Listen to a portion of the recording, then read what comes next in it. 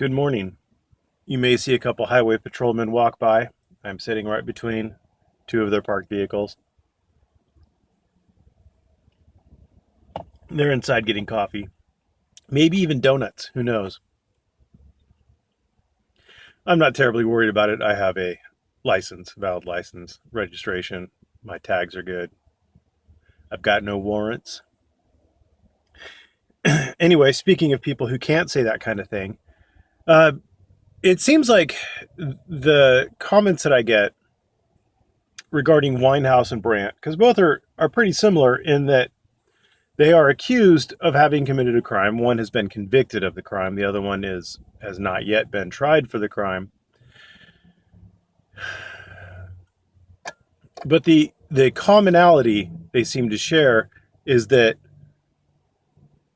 people in this community want to blame or shift the attention away from the defendant slash accused slash convict to the either the victim or the state in general.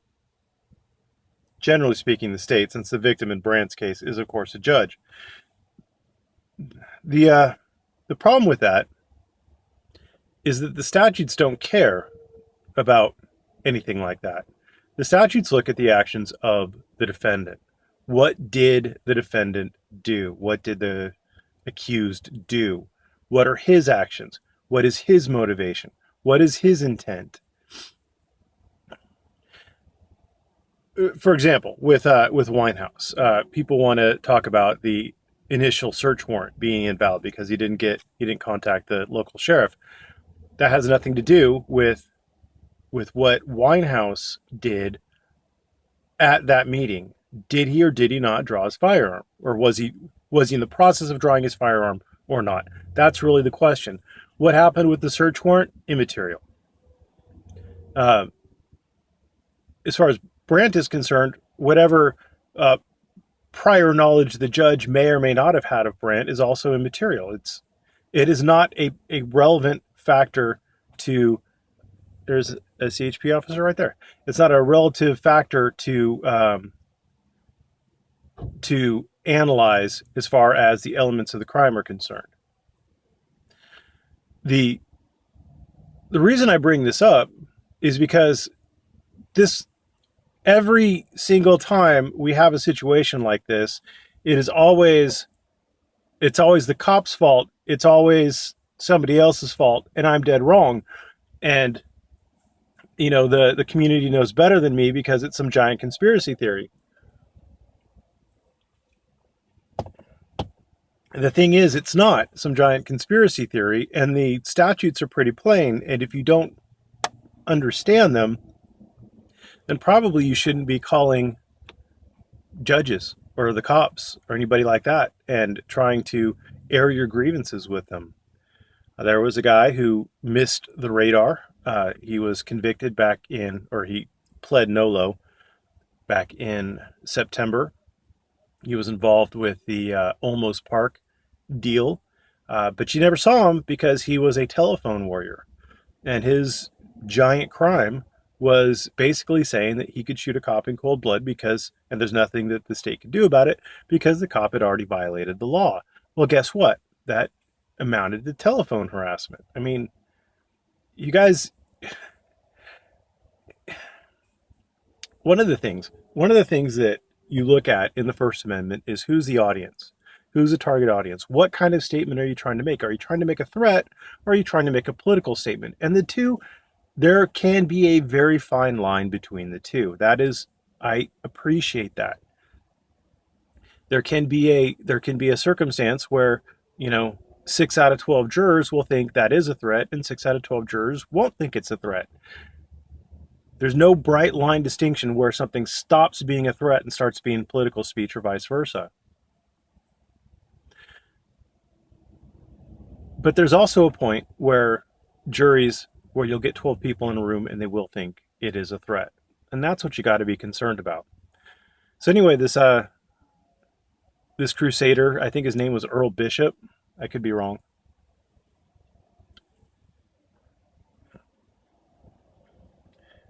He didn't get any love from the community, But he found out the hard way that the First Amendment has very little protections as far as making a threatening telephone call is concerned.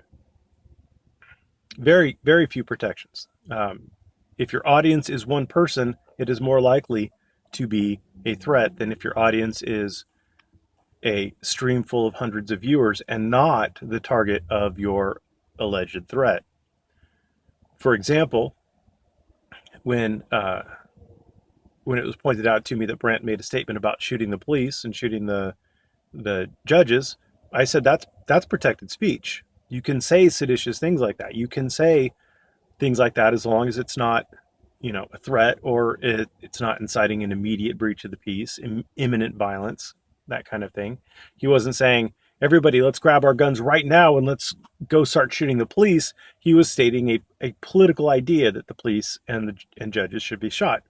I know you don't like it and you don't think that's a good political idea. I don't think it's a good political idea, but it's a political idea. And as such, it is protected by the First Amendment. But when you pick up a phone and you call a specific judge and you say, I think you should be shot, and I hope that you get shot, or I hope you get shot and I pray that someone shoots you, or whatever he said, again, couching a threat in hopes and prayers doesn't make it not a threat. It's still a threat. You just threw a hope on the front and a prayer in the middle. It's still a threat.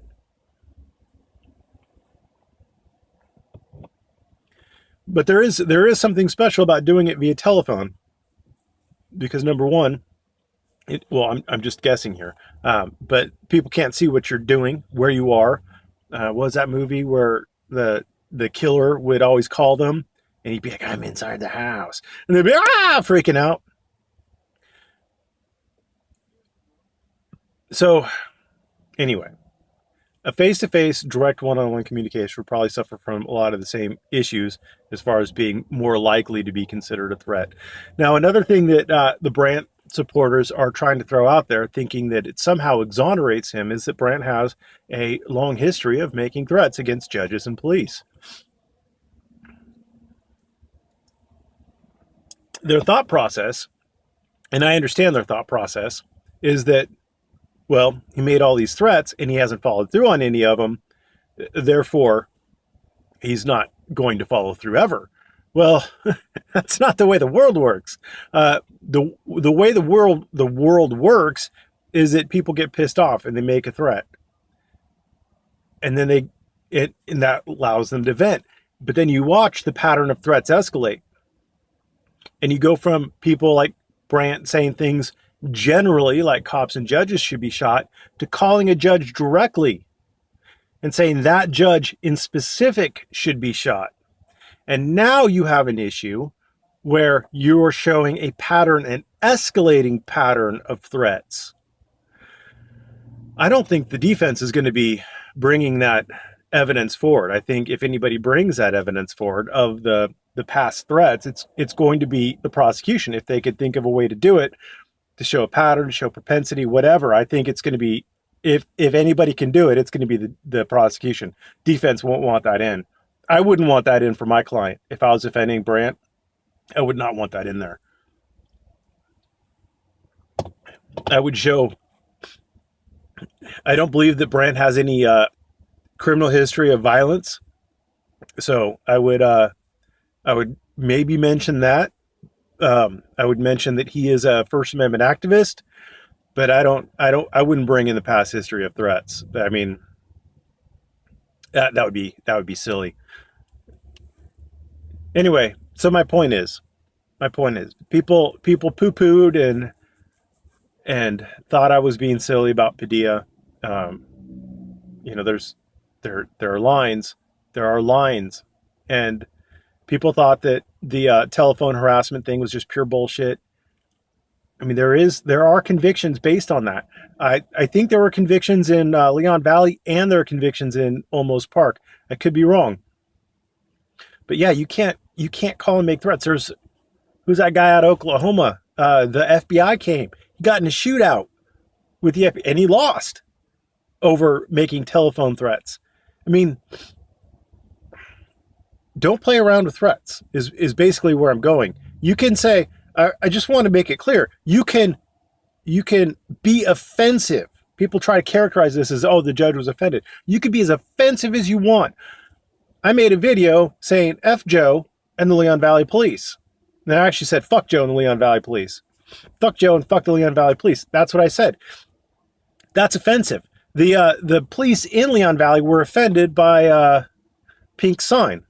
They were offended by it because it said fuck Joe and the Leon Valley Police. But Pink's not in trouble over that. Leon Valley's in trouble over that because it was just offensive. Where you run into the issues where you cross that line and you start making threats.